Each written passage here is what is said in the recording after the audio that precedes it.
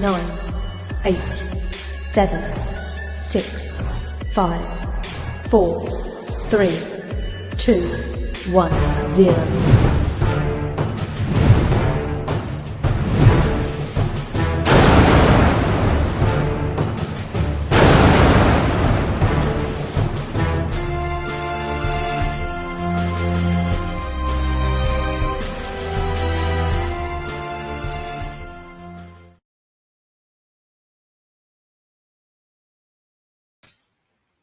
Hey everyone, and welcome to this edition of Sports Talk Florida and the Bucs Reports pregame show. I'm Jim Limbs, your host.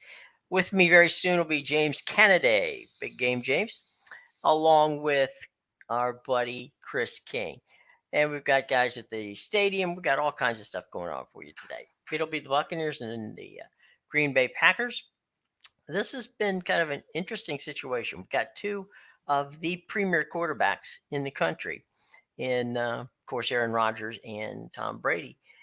The situation, though, however, is a game today where it's not as much about the quarterbacks. It's more about which team can run the ball better, which team can basically play better defense, because both the Buccaneers and the Packers are without their key receiving core. So this is one of those bizarre games where the highlight guys are Rodgers and Brady, but they're not necessarily the top of the storylines. So while we're waiting for our buddies to show up, let's check in on the scoreboard. As we said before, this is a 4:25 game, so there's some games going on. Let's go check out the scoreboard. All right, let's begin with the Saints and the Panthers. Saints 13, Panthers nothing. Meanwhile, the Bears are besting the Texans by a score of 20-17. It's the Chiefs 17, the Colts 10. It's the Bills and the Dolphins tied in that game. Tua is knocked out of that game, at least for the present time. They're in the third quarter there at 7:37. Meanwhile, the Vikings are trailing the Lions by a score of 17-14. The Ravens are one up on the Pats, 21-20.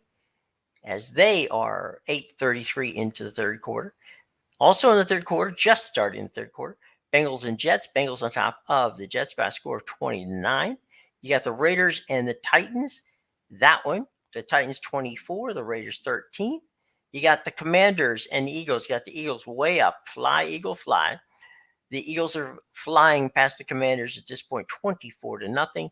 And then we've got our upcoming games, of course, the Jaguars and the Chargers, the Rams and the Cardinals, the Falcons and the Seahawks, of course, the Buccaneers and the Panthers, and the night game tonight, 49ers, Broncos, and Monday night, it's the Cowboys and the Giants. So there's your scoreboard for right now.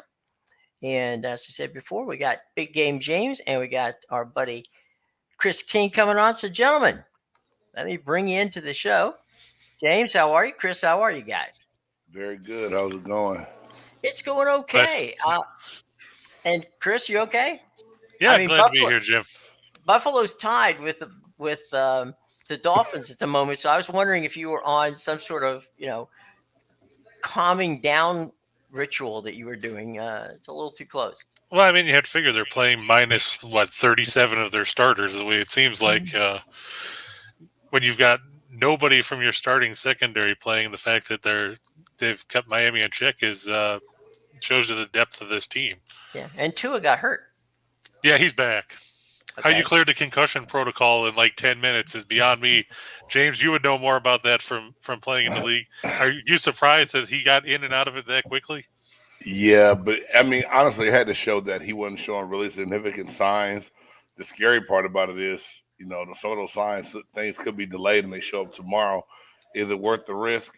I don't know. Think about it. We didn't even really have a super full-fledged concussion protocol back when I played. It was like, you okay? Your bell just got rung a little bit. You okay? Get back in there. So what your position coach would come up and hold up 3 fingers and say, how many fingers do I have up? And somebody beside you say 3 and you say 3 and he's okay, back. In a nutshell. Yeah. I remember those days. You're not hurt. Get back out there. Rub a little dirt on it. Right. Guys, I opened the show with the concept that it's Aaron Rodgers, it's Tom Brady, but they really aren't the storyline here. If you look at it, both of them have the receivers are in tatters at this point. Is this a game where the defense of the Buccaneers and the defense of the Packers and the run game of the Packers and the run game of the Buccaneers are going to decide who wins this game? I believe so. I did a 3 keys to victory type of thing, and I mentioned Aaron Rodgers, but it was basically put pressure on him, and that's because their lack of offensive line also. We know it's stop the run was one, and then capitalize on our possessions. But I think this game was bigger than the quarterbacks to football fans, but not to people in the media. Right, that's true. Chris, what are your thoughts on it? I agree with James. I mean, you look and neither team has anybody you really want to throw to. I mean, Godwin is out and Julio Jones. Did they determine if he's going to try to play tonight? I saw it move to questionable, but it still didn't say that he was going to be active and playing. That's the last report I saw pop up on the screen when I was watching the Dolphins and Bills game. So, I mean, they signed Cole Beasley off the street. And he's going to be active today. They did say that he will be active. Yeah, so, I mean, you got a guy that you just signed 4 or 5 days ago, and he's probably de facto your number one receiver outside of Russell Gage. Green Bay, Sammy Watkins is on IR. Lazard hasn't been great. I know Randall Cobb was ill during the week, and they weren't sure if he was going to play. And Green Bay's rookie receivers haven't looked that good. So I think it's going to be a run game kind of thing. Let me throw a stat at you that blew me away. In his career, Tom Brady has thrown multiple passes to 516 different receivers.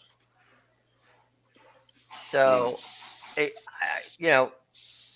fact that you could throw to 516 different people all on your team is pretty amazing to me. The other stat that I thought was interesting is that Aaron Rodgers has a losing record in the state of Florida.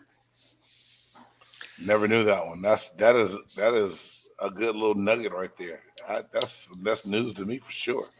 So I find it interesting that that these kind of little things pop up, and I think that and you guys can correct me if I'm wrong. The way that Brady played in New England, right? They just plug and play. I mean, whoever Josh McDaniels or Belichick or whoever had, it's number 41, you're in the game. Number 25, you're in the game. And it didn't matter because they ran their routes. They did their thing. Brady hit them. I don't think that's I see Aaron Rodgers having more difficulty with not having his guys than I've seen Brady, who has the same situation. True. Am I wrong, or what do you guys think? Well, I mean, if you think about it, Aaron Rodgers, for the longest time, he had, Donald Driver, and then you had, after that, he had Devontae Adams for the last several years, so he didn't have to rely on necessarily his second, third, and fourth guys. But now you traded Adams for whatever reason because you didn't want to pay him. And these other guys haven't stepped up. You saw Watson drop what should have been a touchdown pass against Minnesota on the first play from scrimmage or whatever. Romeo Doubs hasn't been great. Lazard missed the first game, didn't get a ton of action in game 2. And it's tough for Rodgers to adjust because he's always had that de facto number one guy from when he came into the league, as opposed to Brady, who had Welker and Edelman and, like you said, number 41 and, insert name here. Or like when you order the jerseys from NFL shop, it'll say your name here. Right. That's basically what it is with Brady, and that's what it's always been. James, from a defensive standpoint, okay, when you play against you're playing against an elite quarterback, does that get you juiced up more than just? I mean, or am I making too much of it? I mean, it doesn't matter who's quarterbacking. You've got a game plan. You're going to go and you're going to do what you're going to do. Or is it when, okay, I know Aaron Rodgers is playing over there. I'm damn sure not going to lose to him. I'm going to do everything I can to make sure, he doesn't get off my page. I think your coordinators and your head coach tries to make it more about what your philosophy, their concept, and what it's going to take to stop that team. But if I sat up here as a player and told you it didn't matter, like say back in the day when we went to Lambeau to take on Brett Favre, I'd be lying. You want to elevate and step it up against bigger competition. I think it's just natural as an athlete to want to do that. So I believe this Buccaneers defense not needing to make it about Aaron Rodgers, but they want to make it a point to like, look, we're going to shut down who they say is the best quarterback in the league today. And that's what we want to do. And I think that's a natural thing to feel and a natural way to play on the defensive side of the ball. You know, in the proverbial not wanting to take anything away from someone, and now I'm going to say a statement that probably will take something away from him. You know, Aaron Rodgers is a fantastic regular season quarterback, but his history in the playoffs is abysmal.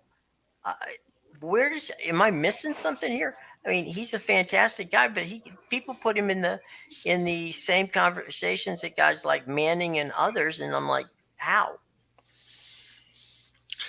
Well, I mean, he does have a ring. I mean, you can't take that away from him. I mean, granted. No, I'm not. I'm not trying to.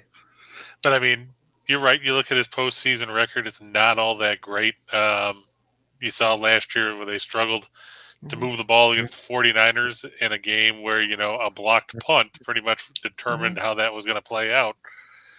But, I mean, a lot of it is just based on the fact that look who he followed up in Green Bay. He followed up, you know, another icon in Favre, and everybody remembers what he did. So for the last 3 decades, those are the two guys you've seen under center. Right. James, you know, one of the things you got to be happy about is that the Buccaneers are 2-0, and it's been defense. It is not the offense that has taken them to a 2-0, you know, situation. So you got to be happy with the play. Let's talk about those linebackers. I mean, those backers go from sideline to sideline. You don't know where they're coming from. Yeah, and then when they mix a little bit of blitz in with it as well and send them all over the place, it's amazing. But just to have the leadership of David and Devin White is I love watching them play. And as a defensive lineman, when you know you have guys like that behind you that are not going to, you know, there's no drop off if it gets to the next level. Right. They're going to make sure the linemen are in the right place, are lined up correctly, run things the right way. And it speaks volumes for how this defense has been put together and what they can do. But over these first 2 games, these first 2 weeks, that linebacking core has looked awesome. Well, they lead the conference, or lead the NFC anyway, in sacks. They lead the NFC in yards against rushing. I mean, they're proving that, you know, defense does matter. Now, what about one of the things I think he doesn't get enough credit for is Todd Bowles still runs that defense. And do you think he's being undersold here?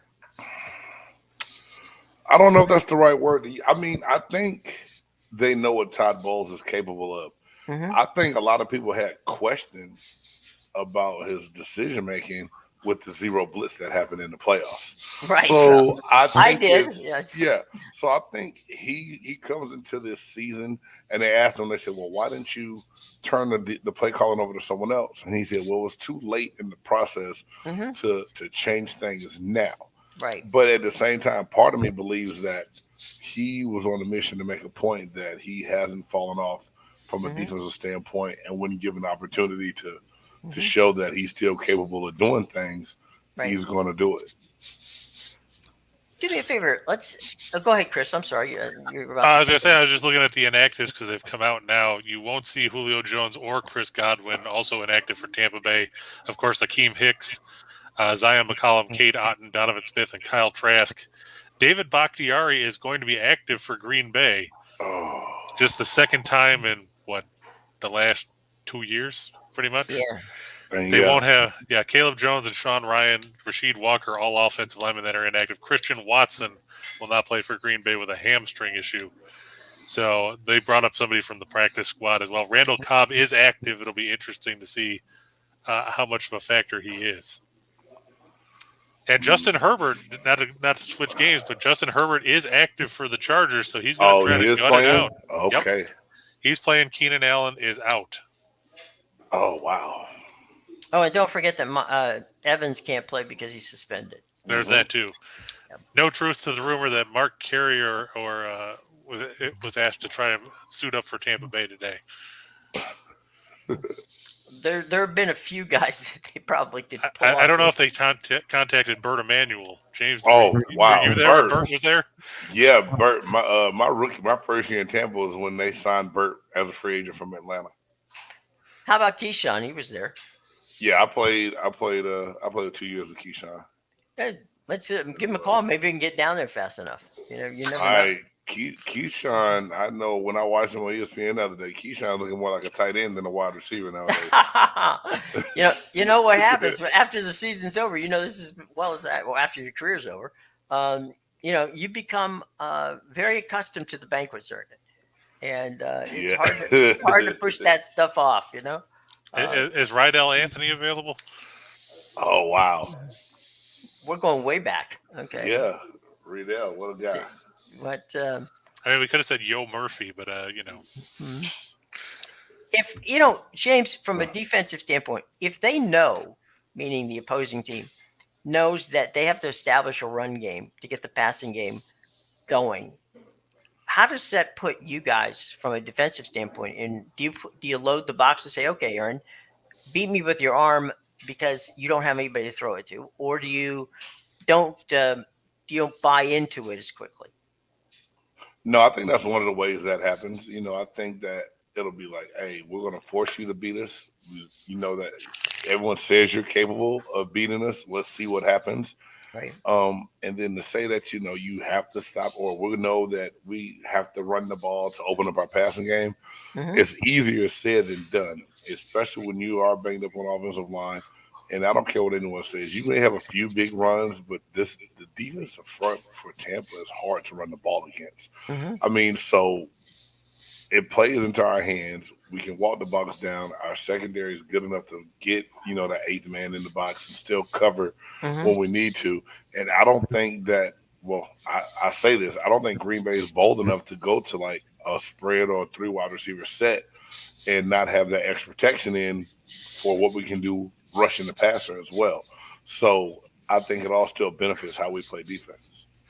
Well, I think to your point, the way Bowles has done it is, basically putting, as many guys in the box as possible, and then he rushes a linebacker, and the linebacker ends up getting the sack. Mm-hmm. So you don't know where they're coming from, and that's got to be a little disconcerting. Yeah, it's going to be tough, and it's got to be tough for that offensive coordinator on the other side. The blitz schemes are I mean, I like them. We didn't blitz a lot when I played. Right.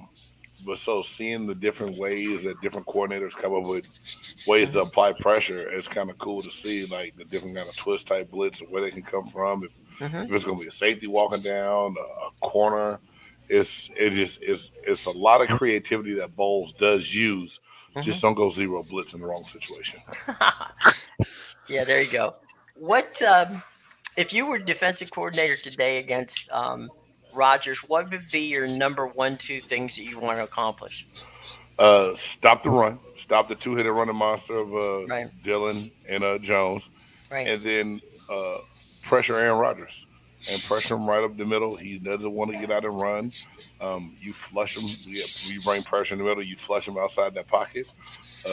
Guys like Shaq Barrett and Joe Tryon, that fits into them getting that edge if we need it and have to. And I think it buys well for us. But my number 1 thing is stop the run game. Like you said, if it's load the box or whatever else, as a coordinator, I'm thinking we're taking your run game away. You're going to have to throw the ball to beat me. Right. How concerning is the loss of Hicks in the middle there with that 2-headed monster of Dillon and Jones, James? How can Bowles and company scheme to replace him? Well, I think it's who you put it there. Now, are we going to see a heavier dose of Logan Hall, or is it going to be Patrick O'Connor?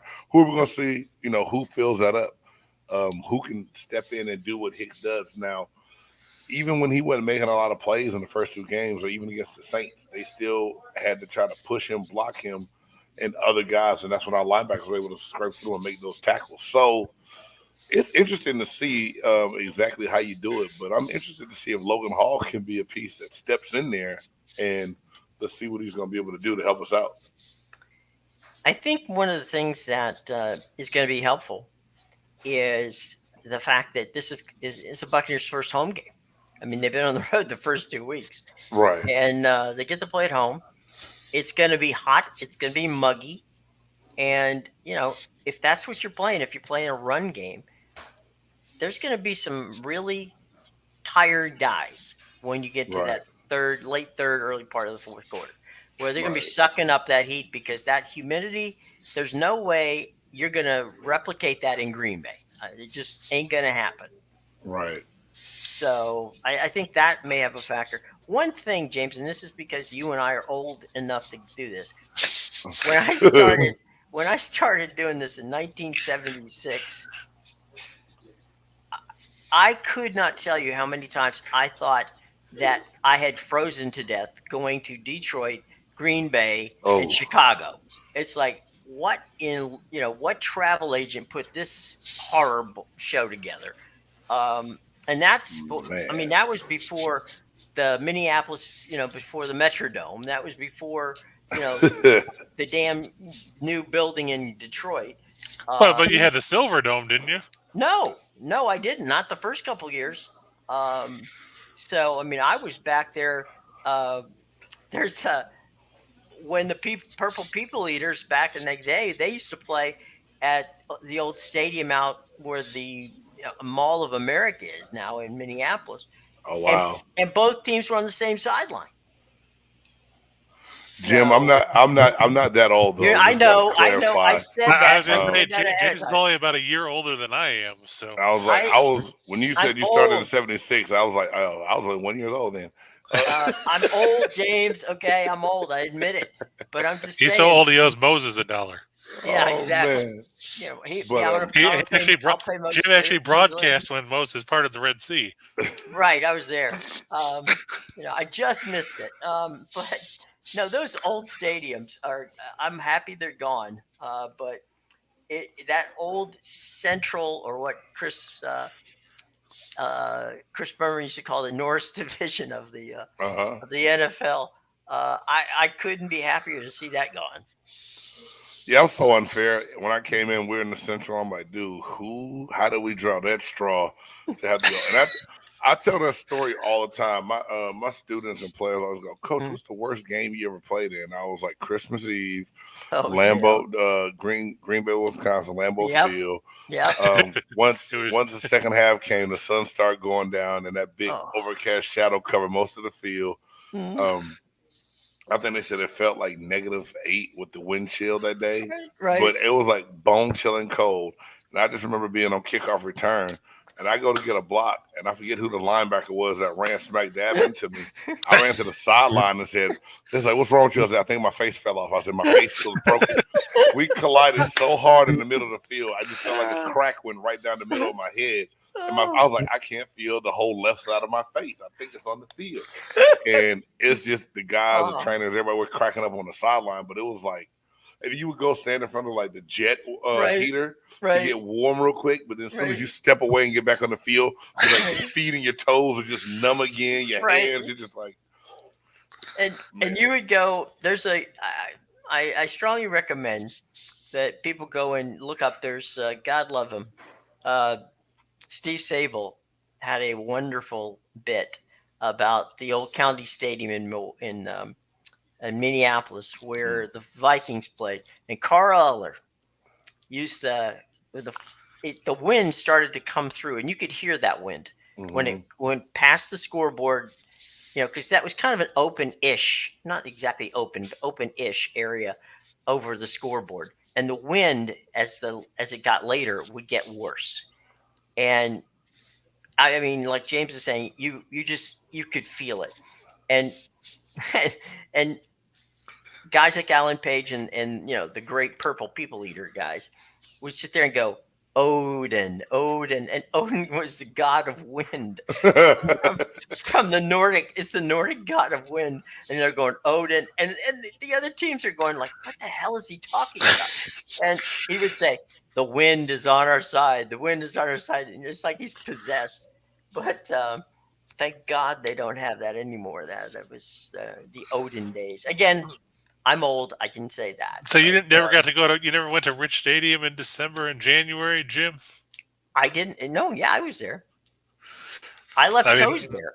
I mean, you and I talked about when we talked about Paul McGuire, the 92 divisional game where Marv Albert comes out at the beginning talking about how the temperature is a balmy 0 and it feels like 25 below and it snowed 28 of the last 29 days. And you've got Jeff Jager coming out to kick a field goal and it's like, I don't know, a 35-yarder. And it comes up like 12 yards short. And Paul McGuire's sitting there talking about, he comes out there to kick it. It's like kicking a brick. Well, it's true, but and James, I know you were there. To me, even though you're right, Green Bay was cold, Minneapolis was cold. Soldier Field, I swear to God, I never went to a place that you walked out of the bus and you were ready to get back on the bus. It's are you nuts? Being where it's located in the water and that wind blows, and it was like, I played in Soldier Field before the remodel to kind of help take away some of the elements of the wind, but it was like we played there like New Year's Day, like the whole Y2K thing. We're all worried about everything shutting down and the world coming to an end. Yeah, you walk around the city, like you all bundled up, and as soon as game time came, it was just like teeth chattering, and you walk around. And I remember one year going to Chicago, Brad Culpepper was like, "Hey man, no sleeves today," and I'm thinking to myself like, "We from Florida, no sleeves. All right, cool." And I'm thinking, no sleeves. We out there, we're warming up, and I'm running around. And I know as soon as we went back in, I went to Darren Kearns, our equipment guy. I was like, "Hey man, give me 2 pair of sleeves and a little face shield to pull up over my face. I can't do this." It's crazy. I mean, it's absolutely crazy. You play in those cold weather areas, and I don't care what anybody says. Okay, it is just, it's not right. I mean, you're when Bud, oh man, why am I blanking on his name? The coach of the Vikings at the time, Bud Grant. When Bud Grant, used to not allow on his side of the field any of those heaters, and you're like, okay, fair enough. Well, the Buccaneers went 2 years without winning a game where the temperature was under 46 degrees.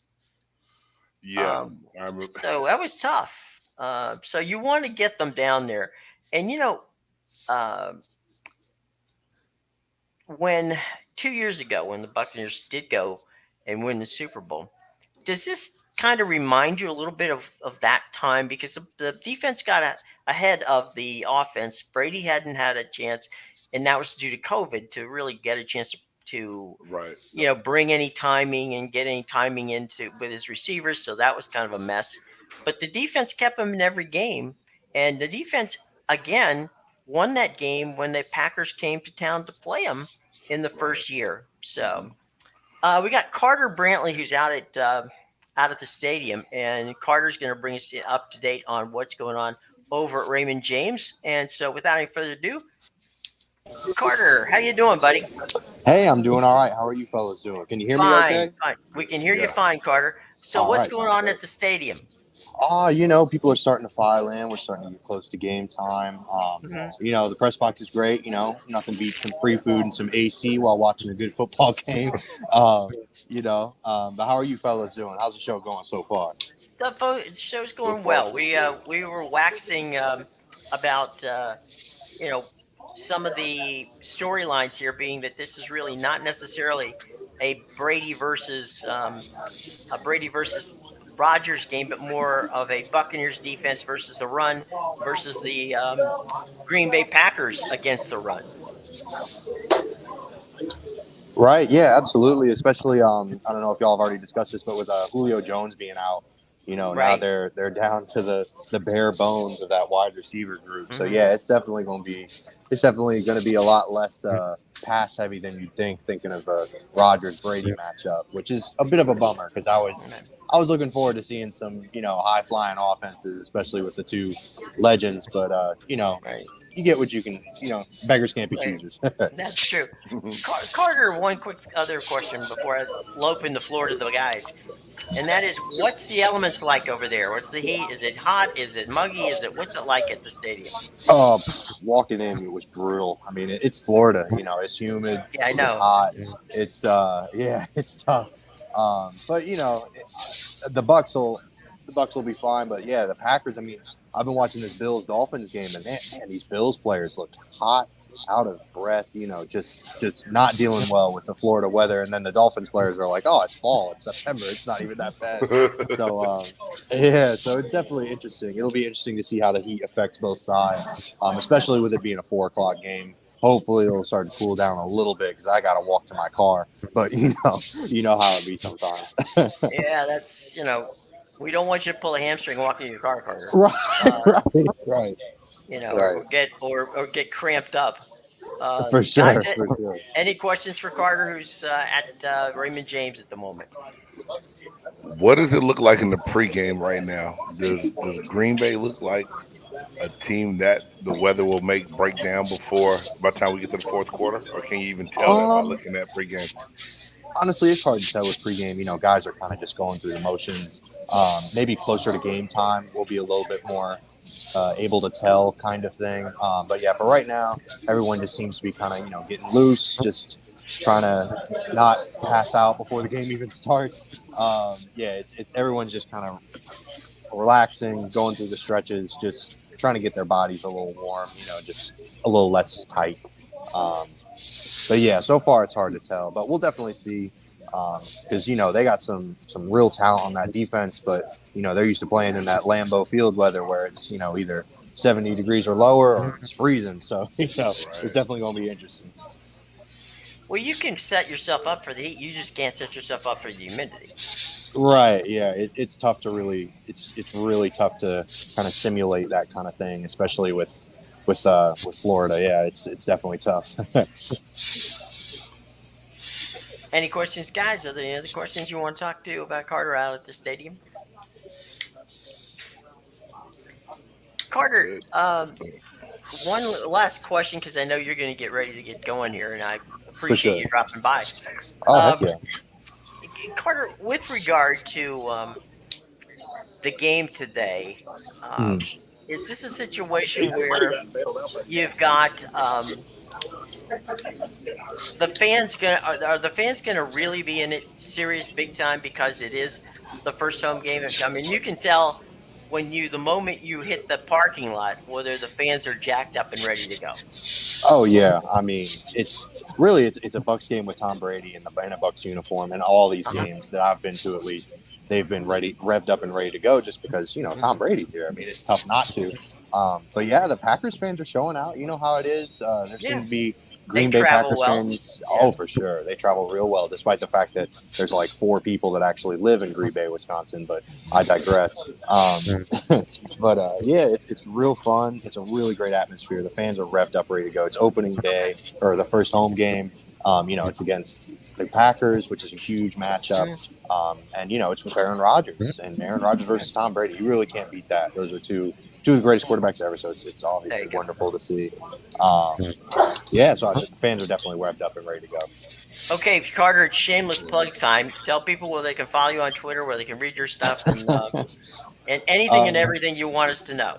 Heck yeah. I appreciate it. My Twitter username, CTBrantley12, if you're looking for me there. I cover the Bucs for Creative Loafing as well, an all-weekly newspaper. You can check me out there. You can also check me out on Bucs Report. You know how it is. Gotta plug that. Yeah, so I appreciate y'all for having me on, and let's hope that the Bucs can steal victory here from Rodgers. I'll promise this won't be the last time. We'll harass you and harangue you for the rest of your life. So you're gonna be around. Heck yeah, that sounds great, brother. All right, thank y'all. Hope y'all have a Carter, good day. thanks a lot, buddy. Absolutely, thank you very much. Have a good one, Carter. Okay. Carter Brantley from Creative Loafing in from the Bucs Report at Raymond James Stadium. And boys, I'll tell you what. Let me take a second and pop in the scoreboard because there's some crazy things going on, and let's keep track of it. So let's start with the Saints and the Panthers. The Panthers are up 19-7 on the Saints. Crazy score. What a terrible game that is. The Texans and the Bears in the one of those games where only the family and friends are there. It's 20-20. I'm sorry. Right. Chiefs. The Chiefs are only 4 points ahead of the Colts as we're moving into the fourth quarter. Bills and Dolphins. Bills 17, Dolphins 14 in that ball game. You got the Lions 24. Hello, Lions 14 for the Vikings. You got the Ravens 31, the Patriots 26 in a defense optional game. You've got the Bengals just crushing the Jets. But as we all know, the Jets don't score until the last 90 seconds of the game. 27-9. You've got the Raiders getting crushed by the Titans 24-13. Man. You got the Eagles 24. The Commanders scored on a safety, I guess, 24-2. That's and let's see, everything else is later. So that's the Commanders had 4th and goal at the 1 and threw a pass for no yards, and then Boston Scott got tackled for a safety. Well, Carson's gone and Wentz. So there you go. So like you said, they'll score in the 4th quarter now for Washington, because what else do they have to lose? They're already down by 3 touchdowns. Well, and then you got like Joe Flacco last week, suddenly scores. They scored 3 touchdowns in like a little over 2 minutes. Something like that. Win that game. Yeah. So, it's crazy. It's nuts. But I think all of the folks were focusing on that game between the Dolphins and, of course, Buffalo. So that's a close game, and it looks like it's going to go down to the last series or so in that game. Looking around the league, guys, we just gave the scores. Any surprises? Man, I have a couple. Well, I'm surprised the Dolphins just scored a field goal. Okay. I was going to say I'm surprised at the Bills-Dolphins games, the way the Bills been playing.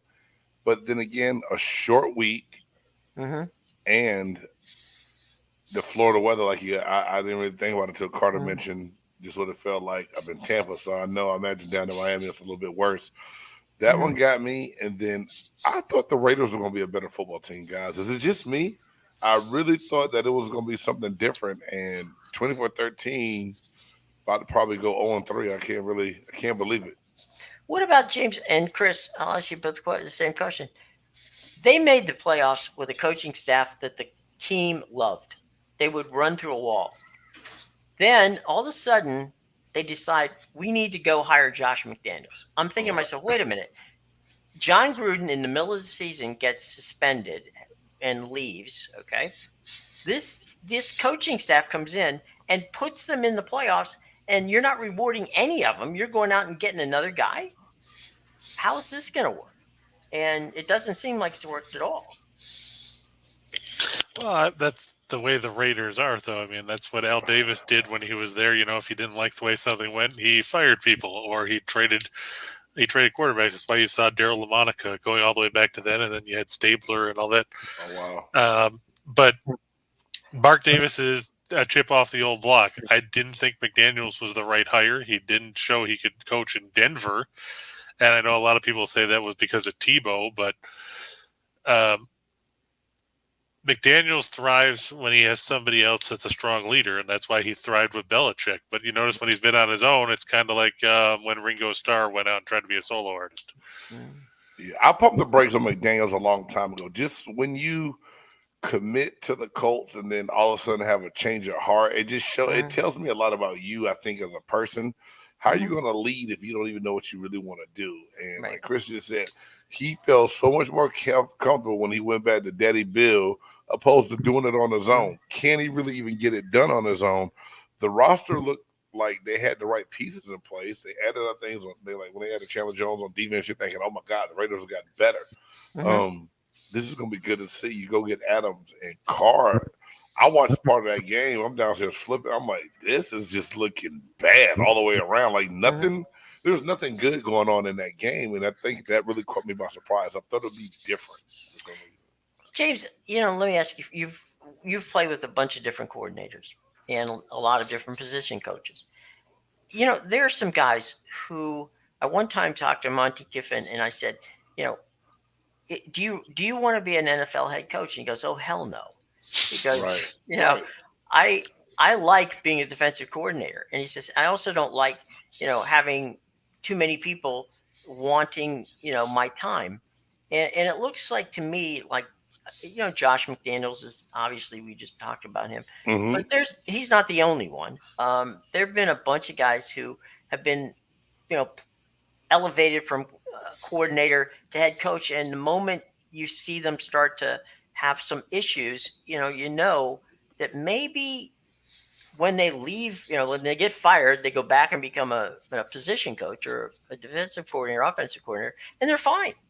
Right. But they just aren't made for that. Is it when you're dealing with your different position coaches and your different coordinators? As a player, do you know which guys you say to yourself, this guy's going to be a head coach because he's got that kind of mentality, and the other guys are just very good at what they do? Yeah, I think honestly, and I think back to about the 1 year I was with Mike Tomlin, I was like, man, he's going to be awesome one day, somewhere to be a leader. You saw it in him, and just the way he came to the meeting room and the way he approached, the way he dealt with his guys. And then some coordinators, like you see, they're gonna tell you, man, I don't want to do that. Hey, I'm good where I'm at. They thrive where they are. They don't want to be in the limelight of being the head of the face of the organization as the head coach. Sure. And then, but at the same time, I never fault the coaches that want to take that chance and seeing if that's where they're going to thrive at. I think in anything you do in life, if you should have a desire to go as high as you can to see if you're qualified to do it. And some guys know their lanes more than others. Like I would get people all the time to tell me, "Hey man, you never thought about coaching college?" I was like, "I love my family. I like seeing them. I don't want to wake up when my kids are asleep when they were younger and come home and they're still asleep. Like I miss an entire day of my kids' life because of what I have to put in. Right. Now, would I be dedicated enough to do it if I had to? Yes, but it's not what I wanted in my life for me. Sure. And I think there's coaches like that in the NFL in position roles that are like, I don't want to. That's not what I want. And I think as players, you see some of your coaches in the way they touch you. You like, man, I pray that he gets the shot to be a head coach one day because of how he motivates and leads. And I'm not gonna lie to you, I felt bad when Rinaldi had the years he did in Detroit, and never really got a shot again because to me he was a master motivator at least. And I've talked to guys way younger than me that played for him. It's like, oh, you played in the league, Rod? I said, yeah, I played for Rod. I said, oh my God, this dude here. I said, did he tell you about the run through the wall and all that? He said, yeah, he still says that. I was like, yeah. I said, the story hadn't changed. I said, he's a great guy. And the guys who had him with on the Raider staff last year loved him to death. And it was always one of those things where I was like, dang, I hope Rinaldi can get another head coaching job one day. Right.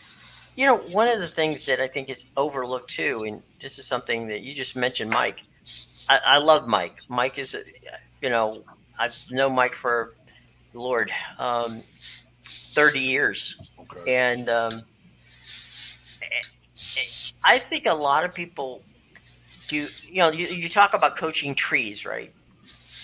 Very few people talk about the Dungy coaching tree. And man, if you look at that coaching tree, it's a pretty impressive group of people. Yeah, and Caldwell got hosed. He never got fired in Detroit. I don't think. I mean, he had him competing and getting to the playoffs when he was there, and to not have another job again. But Dungy's tree was pretty well represented. And then I didn't even realize that Alan Williams was the defensive coordinator for the Bears, and he started out as a quality control coach in Tampa, and then defensive backs coach in Indianapolis under Coach Dungy. Right, and one of the things I remember talking to Marty Schottenheimer, the late Marty Schottenheimer, at one point, and I talking about Bill Cowher because he had Bill, on as an assistant, and I said, when did you know that Cowher was going to become a head coach? And he goes, when he kept telling me 5 or 6 times a game that he was going to be a head coach. He said, I knew then Bill was going to be a head coach. And it's just a different mindset. You have to be willing to put in the CEO type stuff because you're not going to be able to walk over. And I think that's where people don't understand the importance of position coaches and coordinators because they are the guys who get them ready. And the head coach oversees all of it, but isn't in every meeting talking to every player. Right. Well, wasn't that the issue with Dick Vermeil when he was coaching with the Eagles? He finally realized that he didn't want to be, like James said, you don't want to go and leave when your kids are sleeping and come back when your kids are sleeping because he was sleeping in the office. And he'd go in on Tuesday and you wouldn't see him until Saturday. Mm-hmm. Right. Well, there's guys who do that, and then there's guys who are successful that don't. I mean, Joe Gibbs. I know Joe. He didn't. He put in the time. Don't get me wrong, and he was obviously successful at what he did. But he didn't. He wasn't one of those guys that slept on the couch and woke up at 3:00 in the morning still doing film. See, I saw that. I remember walking into One Buck Place and Monty Kiffin getting off the couch looking like an episode of Scrooge or something. Like, Monty, go to bed, brush your hair, brush your teeth, do something. But that's how dedicated he was. He put the work in, and I admired him for it. Yeah. But at the same time, I'm like, this is just crazy. Like, you didn't go home at all last night? Like, wow.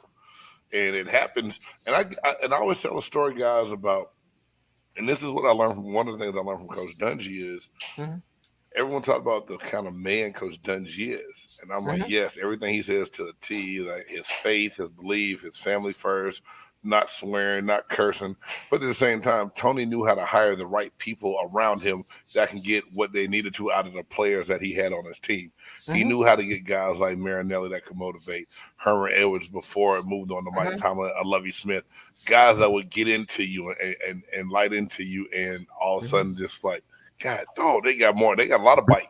And then not like Tony, but it's different. But that's what a good coach does. Yeah. He puts together the proper staff that can get the things done within the within that locker room to get every guy to maximize their talent on the field. So Chris Cole says, is it time to the Saints bench Jameis Winston? If I'm not mistaken, the guy that would take his place is Andy Dalton, right? Yep. Yes. Is it time that Andy Dalton get the keys to the house, or what? No. Now, Jameis has got four injuries in his back, 4 vertebrae issues. Yeah, it's like 2 hairline fractures or something in his vertebrae going on. The stat line, I wonder what the game was looking like. It's 22. He's 22 of 37, 263 yards passing, 1 interception. But to me, you've given up 22 points to the Panthers. Right. What is up with that Saints defense that we thought was going to be okay? It seems to.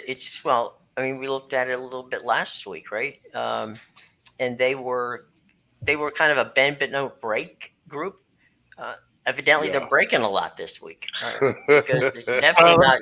But let's not overlook the fact that Carolina's first touchdown did come on a defensive score when Kamara fumbled the ball. True that. They did scoop and score. You're correct. You're right. They did get a scoop and score. So, I mean, and then you look in, the Saints have had basically one good drive the whole day. That's not really going to get it done. Right. They give a 67-yard touchdown pass here in the fourth quarter right after they scored. So that was great. You go 89 yards to get on the board and make it a 6-point game. And you give a 67-yard score to Laviska Shenault. Well, that goes back to the quarterbacks get all the praise and they get all the blame. The old joke about the most popular player on an NFL team is the backup quarterback, the guy that stands there holding the clipboard waiting for his chance. I don't, look, I said last week I thought Jameis was a fine athlete and someone who could play under the right circumstances as a team head, as a quarterback on an NFL team. I mean, we know Andy Dalton can. He's played for everybody. But does Andy Dalton add 3, 4, 5 more wins to your team? I don't see it. Not this Andy Dalton. No. Maybe the Andy Dalton was maybe 5 years ago, but the now Bengals Andy Dalton maybe. Yeah. Right. Yeah. And not even the Cowboys backup Andy Dalton. No. It's just one of those crazy things. And the problem with Winston is, like we said last week when we were talking about it, we talked about how if anybody was going to be able to exploit him, it was Tampa Bay with their familiarity with him. But the question, that comes down to with Winston is how much can he contribute with all those injuries? I mean, we saw it with Stafford in Detroit. Mm-hmm. And, before he decided eventually that he reached his breaking point and had surgery. If that happens, will he get another contract or will people shy away from him because of the injuries? Well, that's where you work your way back. right? And there have been a lot of players who've done that, who have gone off and had the injuries taken care of and surgery, and everybody's kind of like, well, do we take a chance? Well, there's always a coach out there that feels like, you know what, I'm willing to give this guy a shot. I'm surprised, to be honest, and maybe you guys can tell me otherwise. I'm surprised that Jameis didn't take the deal when Mike Tomlin offered it to him as basically the heir apparent to Roethlisberger in Pittsburgh. I mean, I thought that was the perfect match for him. For him to get with Sean in New Orleans and basically sit there and be involved in that setup, I just thought the way the Steelers run the organization, and they have patience and they don't rush people. I thought that would have been a better circumstance for Jameis than going to New Orleans, but I'm not his agent. You weren't consulted about this? No. Mike didn't call me. Jameis didn't call me. Nobody. They lost my phone number. It's here, folks. See, there's the phone still here. But maybe they just forgot to put you in the memo list. Evidently, I missed that memo. But I just thought, signing with the right team at the right time is such an important part of how you're going to show that quote unquote second act. If somebody's given up on you, and it's Bruce Arians, who's a coach who's known to be the quarterback whisperer. Mm-hmm. If Bruce has given up on you, and a guy like a Mike Tomlin says, "Come to us, let us work with you." I had great respect for obviously Mike, but I also had great respect for Sean and the team that he puts together. But at the end of the day, I mean, come on, guys, where you got to put yourself in a position where you could win, and I think Jameis would have been far better off backing up Roethlisberger in Pittsburgh than playing with the Saints. I think him coming. Well, I thought it was going to be a little bit better coming in, but not being in a rush the first year because they still had Drew Brees. Sure, learn something under a little bit more stability in your coordinator room than what you had prior to Arians. I thought it would play out a little bit better. He's lost weight. They thought he looked okay early. I don't know. I didn't think that the Saints deal was a bad deal for Jameis. Like I said, it's hard.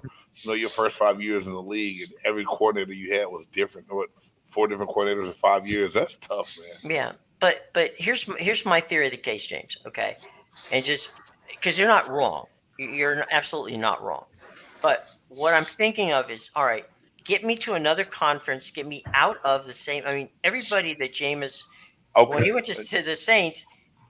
Everybody in that, everybody in the same division has a book on him. True. I got that. Falcons had it. Carolina has it on him. Tampa sure as hell has it on him. Right. So why don't, if you're going to start an over, go to the next conference, go to someplace where, it's all stable. It's no drama. Trust me, it is no drama with Mike Tomlin. There's no such thing as drama with Mike Tomlin.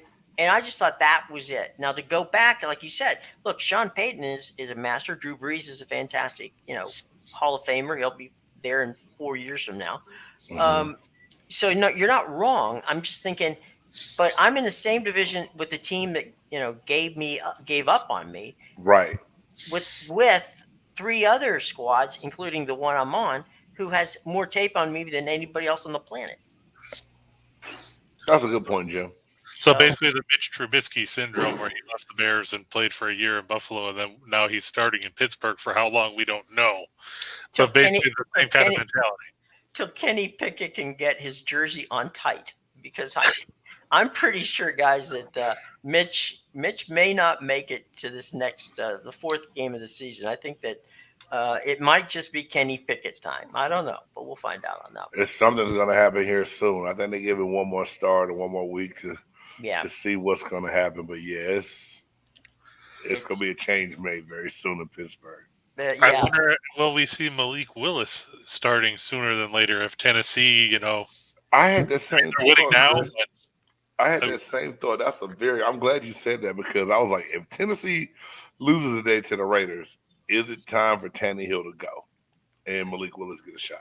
I thought the exact same thing. Well, that kid, again, we've all seen him in the preseason, but that kid can play. I mean, he's fun to watch. Yeah, he's I not know they give him a lot of high praise, like you said, Yeah. Jim, during the preseason. He got a gang of praise, and not just from his coaching staff. Oh no, other but teams, his teammates, and other teams too. Yeah. Right. So, and speaking of the Raiders, they just picked up a 4th and 15. They're now at the Tennessee 25-yard line, down by 8 at the 2-minute warning. Uh-oh.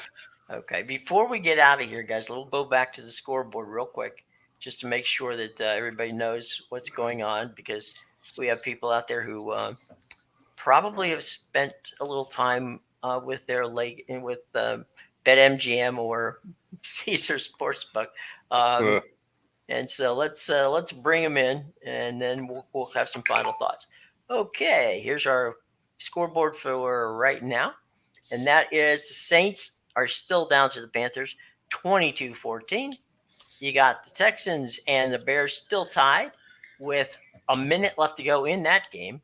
Uh-oh. Chiefs still up on the Colts by a score of 17-13. There's only 2 minutes and 30 seconds left in that one. Chiefs would be fine if they had a field goal kicker, because they've missed an extra point. They missed a field goal. They had a botched snap on another field goal. They had Indianapolis ready to punt. And then they got called for a personal foul for unsportsmanlike conduct on 3rd down. Oh, my goodness.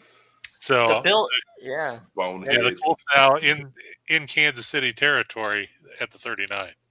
The Bills are in the red zone, losing at the moment 21-17 to the Dolphins. The Lions, how about those boys? 24, Vikings 21. The Ravens, with 3 minutes and change to go. The Ravens are in the red zone, leading 31-26 over the Patriots. They just scored. Ravens just scored, yeah. Okay, well, you guys are faster than I'm just reading off of a sheet here, boys. The Bengals 27, the Jets 12. Yeah, you guys are doing red zone. I'm doing a sheet of paper. Okay, great. Anyway, the Titans are up 24-16, unless you guys have a better score. No, they're at the 2-minute warning. So okay, and the Commanders still have 2 points. The Eagles 24. It's one of those days where I wish I had started the Eagles defense and fantasy, because they've got, I think, roughly 400 sacks. Right. They've got 8, according to this, for all we know. There's number 9. Never mind. Does that count 3 cheerleaders? What, I mean, have they tackled everybody in the stands? What's going on there? But they might as well. I mean, I think they tackled a hot dog vendor. Yeah. We got a couple quick minutes, guys. Are the Eagles the best team in the not just the AFC, NFCs? Are they the best team in the NFL at the moment? NFC in the moment? No, I don't believe it. I'm just not yet. I mean, I think they're doing well. And my co-host and I on our show had a big debate about that yesterday. And I told him, he's a Cowboys fan, and I was like, dude, the Eagles are going to dominate your division this year. Yeah. That's not hard to do, but they're going to do it. I definitely think the best team in the NFC East, but the rest of the NFC, maybe it's not far off, Jim. Maybe they're close to being, because I believe the NFC is still up to grabs to most of those division, most of those top division teams. I think too, guys, that I look at the season in 4 games, at a time. First 4, second 4, and so on. You can be the best team for the first 4 games of the season and still not make the playoffs. Right. So, are they the best in the NFC? Maybe for this week, but call me again in 6 weeks and we'll figure it out. But anyway, final thoughts, guys, before we get out of here on today's game. We'll give Chris, and then we'll let the last word go to Mr. Big Game James. So, Chris, final thoughts on the game today. I'm not expecting a ton of offensive fireworks in this game. I think what you saw last week with New Orleans is probably what you're going to get this week. You're going to see a lot of hard hitting, a lot of defense, a lot of trying to move the ball on the ground. Neither team has much in the way of receivers they can rely on. In the end, I think the weather and Tampa Bay's defense is going to be the deciding factors, and the Bucs are going to win a close game. I don't know if either team gets to more than 21 points. I'm going to say 21-17. Man, hey, Chris, that's a good one, because I've been so wrong the last 2 weeks with my point predictions. I think I said 24 last week and ended up being 20. But in the back of my mind, I keep thinking Brady is going to click somewhere soon. Like it's going to happen. But then the receiving core and Evans is going. So like you said, there's not a lot there. I think it's going to be a low-scoring, drag-out game. A lot of people on ESPN didn't give us a chance today, even at home, which I think is crazy. I think we win this game, but I'm looking at like a 17-10 kind of game. I like 17-10, and I like the fact that whenever the folks at ESPN pick you, that's the perfect time to say, okay, we got to win here today. Yeah. Anyway. Jim, not to interrupt, the Colts just scored with 24 seconds left, so they now lead 20-17 over the Chiefs. Kansas City has no one to blame for losing this game but themselves. True. Well, very true. There you go, boys and girls. Very true. A quick happy and a healthy New Year to all of you out there as the Jewish holidays begin tonight. And I hope that you all, Chris and you, James, have a wonderful and happy and healthy New Year. And we will be back next time because if it's prior to a Bucs game, who else would you want to talk to? All right, guys. As Marv Levy used to say, where would you rather be than right here, right now? There you go. Guys, have a great day. Fans, enjoy the game. And the post-game show is up right after, the game, about 10 minutes. So check it out at Bucs Report. Check all of our content out at Sports Talk Florida and Bucs Report. Gentlemen, for Chris King, for Big Game James Canada, I'm Jim Williams saying have a wonderful and safe Sunday. And go Bucs. Go Bucs.